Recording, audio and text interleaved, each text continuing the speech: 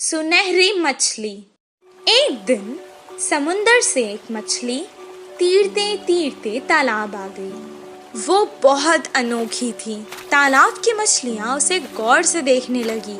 उसी वक्त एक मछुआरा वहाँ तालाब की मछलियाँ पकड़ने आया। तालाब के मछलियों को शिकारी के बारे में पता था। जैसे ही उसने जाल डाला, सारी मछलियाँ तुरंत वहाँ से भाग गई और ये सुनहरी मछली जाल में फंस गई। मछुआरे ने कहा, ये मछली तो कितनी बड़ी है, इसे मैं घर ले जाकर छोटे छोटे टुकड़े कर कर सुखा कर बहुत दिन तक खा सकता हूँ। ओ मछुआरे, मुझे मत मारो, मैं तुम्हारी मदद कर सकती हूँ। मछली की बातें सुनकर, अरे ये मछली तो बात भी कर सकती है, बताओ तुम मेरी क्या मदद कर सकती हो? अभी तो मैं तुम्हें तालाब से निकालकर घर ले जाता हूँ, वरना तो तुम मेरे हाथ से निकल जाओगी। वो मछली को पकड़कर घर को जाने लगा। वो घर पहुँच गया। वो कहने लगा, ए मछली, तुमने तो कहा था कि तुम मेरी मदद करोगी। मुझे बहुत भूख लग रही है, करो मेरी मदद अब। तभी अचानक उसके आगे बहुत सारा खाना प्रकट हुआ। वाह वाह, इतना सारा खाना! मैं तो तुम्हें यहाँ मारने लाया था, तुमने तो जादू ही कर दिया। इतना सारा खाना मुझे तुमने दिया, अब तो तुम मेरी सबसे अच्छी दोस्त हो। दोनों खुशी खुशी रहने लगे। एक दिन वो बहुत उदास था। मछली ने उसे देखा। क्या हुआ दोस्त, आज तुम बहुत उदास लग रहे हो। अब से तुम्हें मैं कभी नुकसान नहीं पहुँचाऊंगा। मेरी उम्र के बच्चे सभी पाठशाला जाते हैं, मुझे भी पढ़ना पसंद है, पर हर रोज मैं जाल लेकर मछली पकड़ने जाता हूँ। तुम पाठशाला क्यों नहीं जाते? मुझे पढ़ना पसंद है, पर मुझे कुछ याद नहीं रहता, इसीलिए मछली पकड़ने के काम पर लगा दिया। मैं तुम्हें एक उपाय बताऊं? मुझे तुम अपने कान तक ले जाओ। मैं तुम्हें एक मंत्र बताऊंगी, उसे पढ़ने से तुम्हें सब कुछ याद रहेगा और तुम अपनी कक्षा में सबसे अव्वल आओगे। तुम्हारी सब प्रशंसा करेंगे। अच्छा, बताओ। मछली ने उसके कान में एक मंत्र बताया। उसके बाद से जैसे उसने कहा था वैसे ही हुआ। मछली दोस्त, मैं बहुत खुश हूँ। अब मुझे तालाब की बहुत याद आ रही है। चलो हम दोनों तालाब चलते हैं। वो दोनों तालाब के पास चले गए। मछली ने उसे अपने ऊपर बैठा लिया और बहुत जल्दी जल्दी तीरने लगी।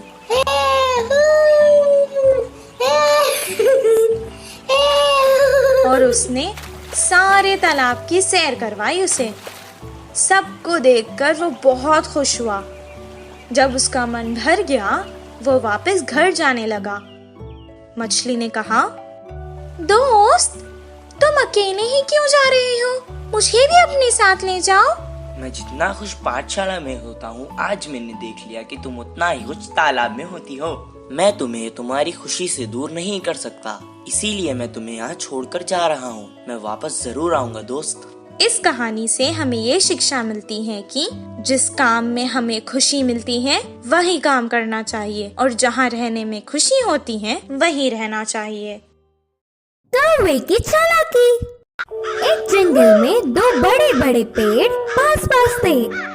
एक पेड़ पे कौवे घोंसला बनाकर रहते हैं तो दूसरे पेड़ पर कबूतर रहते थे। पूरा दिन खाना ढूंढते हुए शिकार के लिए भागते थे। शाम ढलते ही अपने अपने स्थानों पर विश्राम करते थे। कौवे के समूह में एक अति आलसी कौवा रहता था। वो उठना ही देर से उठता था। बाकी सारे खाने के लिए बाहर जाते हैं तो ये कहीं ना जाते हुए पेड़ पे ही आराम से रहता था। कुछ ही देर में वो सारे खाना लेकर खाते समय उनमें मिलकर छीन के खाता था। ऐसे उस दिन उनके लाई हुई खाने को समेटकर कौवे एक तरफ और कबूतर एक तरफ समूह में आकर खाते हैं। तो कौवे हर समय झगड़ते हुए अपने अपने बल से आहार लेते थे। कबूतर तो सब मिलजुल कर रहते थे, बिना किसी झंझट के एक सामान बांटकर खाते थे। उन कबूतरों की एकता देख आलसी कौवे ने सोचा कि आहा, उन कबूतरों को तो देखो कितने अच्छे हैं और हमारे देखो कैसे हैं। छी, अगर जन्म लेना ही है तो शेर की तरह लेना चाहिए या फिर कबूतरों की तरह लेना चाहिए। बोलकर बहुत ही उदास हुआ। कुछ देर सोच में पड़ गया और चालाकी से एक चाल चली। कपड़ों को रंग डालने वाले के घर जाकर सफेद रंग में डूब के उठा। उसके बाद अपने आप को शीशे में देखकर उछलने लगा। देखने के लिए कितना सुंदर हूँ, कोई भी मुझे कबूतर ही सोचेगा और कबूतरों के साथ अच्छे से गा सकूंगा। उड़ते हुए जाकर कबूतरों के समूह में मिल गया।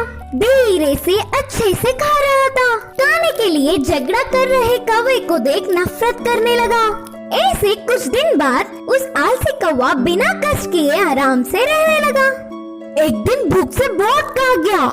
गले में खाना अटकने से पानी के लिए रोक नहीं पाया और तुरंत बोल के जोर से चिल्लाने लगा। इससे कौवे की पोल खुल गई और क्या, सारे कबूतर मिलके कौवे को चोट से मारते हुए भगा दिया। अरे बाबा, थोड़ी भी रहम ना खाते हुए चोट से मार रहे हैं। अब फायदा नहीं, मैं मेरे रूप में बदलना ही ठीक है, बोल के सोचकर पानी में डूबा।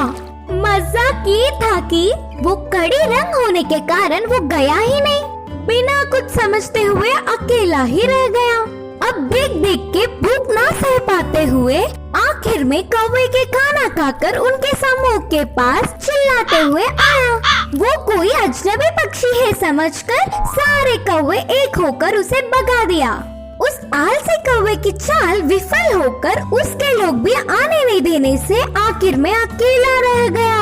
इस कहानी की नीति है कि बाजू वालों के लिए भागने से अच्छा हमारे लोगों से खुश रहे। जादुई बिजली। एक गांव में रामू, सोनू और मोनू नामक 3 दोस्त रहा करते थे। रामू एक किसान था। वो खेत में काम करके खुश रहता था। सोनू एक दूध वाला था। मोनू एक दुकानदार था। एक दिन तीनों दोस्त शहर को कुछ काम से गए। काम पूरा होने तक शाम हो गई। शाम को जब वो लौटकर गांव वापस जा रहे थे, उनको जंगल पार करके वापस जाना था। अचानक आसमान में बादल आ गए। कुछ देर तीनों दोस्त एक दूसरे से मशवरा करने लगे, फिर आगे चलते रहे। अचानक बादलों में बिजलियां कड़कना शुरू हो गई। वो डर गए।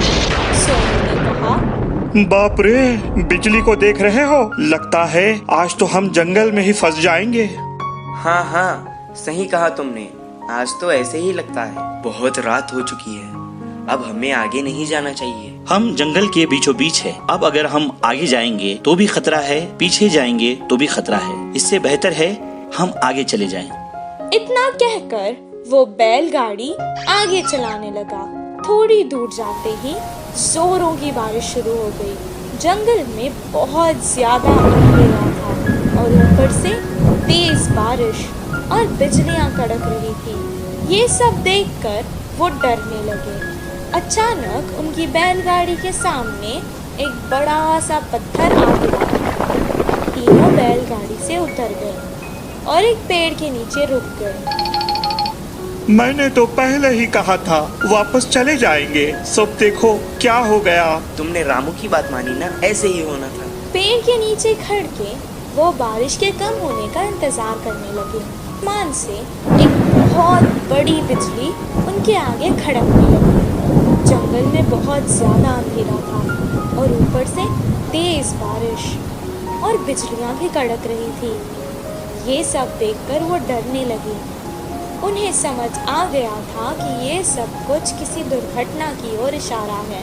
मुझे लगता है कि भगवान में से हम तीनों में किसी एक को सजा देना चाहता है। अब पता नहीं वो हम तीनों में से कौन है। ऐसा ना हो, मुझे लगता है भगवान हम में से किसी पापी को सजा देना चाहता है। अब पता नहीं वो हम तीनों में से कौन है। ऐसा ना हो किसी एक के कारण हम तीनों को सजा मिले। मैंने आज तक कोई पाप नहीं किया। मैं जाकर उस बिजली के आगे खड़ा हो जाता हूँ। अगर मैं पापी हूँ तो मुझे सजा मिलेगी। जैसा उसने कहा था उसे कुछ नहीं हुआ। वो वापस पेड़ के नीचे आकर खड़ गया। मोनू भी अपने मन में सोचने लगा, उसने तो कभी कोई पाप नहीं किया था। सोनू की तरह वो भी बिजली के आगे खड़ गया, उसे भी कुछ नहीं हुआ। अब रामू की बारी थी। वो सोचने लगा कि बाकी दोनों तो बच गए, अब भगवान को उसे ही सजा देनी होगी। लेकिन उसने भी तो कोई पाप नहीं किया था। वो डरते डरते बिजली के आगे खड़ गया। तभी अचानक बिजली वहां से पेड़ की तरफ चली गई और पेड़ के ऊपर गिर गई। पेड़ जल गया और उसके नीचे खड़े सोनू और मोनू मर गए। रामू को कुछ देर तक समझ ही नहीं आया कि आखिर हो क्या रहा है। दोनों दोस्तों की मौत पर वो बहुत दुखी हुआ और रोने लगा। हे भगवान, ये क्या हो गया? अगर अब मैं इन दोनों के बिना गांव जाऊंगा तो गांव के लोग मुझे ही इनका मौत का जिम्मेदार समझेंगे और मेरी बहुत बेइज्जती होगी। इससे बेहतर है मैं यहीं अपने दोस्तों के साथ मर जाता हूँ। रामू बहुत देर तक रोने लगा और रोते रोते वो भी मर गया। और अचानक एक देवी आकाश से प्रकट हुई और वो रामू की अच्छाई से बहुत खुश हुई, इसलिए उसने तीनों को जीवित कर दिया। रामू, तुम बहुत अच्छे हो इंसान। रामू, तुम बहुत अच्छे इंसान हो। तुमने कभी कोई पाप नहीं किया है। और तुम्हारे ये दोस्त सोनू, ये जो दूध बेचता था उसमें पानी मिलाया करता था और दूध को बहुत महंगे दाम पर बेचता था। तुम्हारा ये दोस्त मोनू, ये जो व्यापार करता था, ये दुकान के सामान में मिलावट करता था और बहुत महंगे दाम पर बेचता था। तुम ही बताओ, क्या ये पाप नहीं? पर तुम बहुत अच्छे हो, सबकी मदद करते हो। तुमने ऐसे पापियों के लिए अपनी जान दे दी। मुझे अच्छा लगा। अब मैंने खुश होकर तुम तीनों को जीवित कर दिया है। सोनू, मोनू, तुम्हारी जिंदगी का कारण आज रामू है। अपने पाप छोड़ दो और अच्छे इंसान बन जाओ। सोनू मोनू ने अपनी गलती का पश्चाताप किया और अपने आप से वादा कर लिया कि अब वो कोई पाप नहीं करेंगे। और रामू जैसा अच्छा दोस्त पाकर वो बहुत खुश हुए। तीनों बैलगाड़ी में बैठकर वापस गांव आ गए। अगले ही दिन से वो अपने अपने काम पर लग गए। सोनू अब दूध में पानी बहुत कम मिलाता था और मोनू सही दाम पर सही तोलकर बिना मिलावट वाला सामान बेचता था। इस कहानी से हमें ये शिक्षा मिलती है कि अगर हम अच्छा करेंगे तो हमारे साथ अच्छा ही होगा।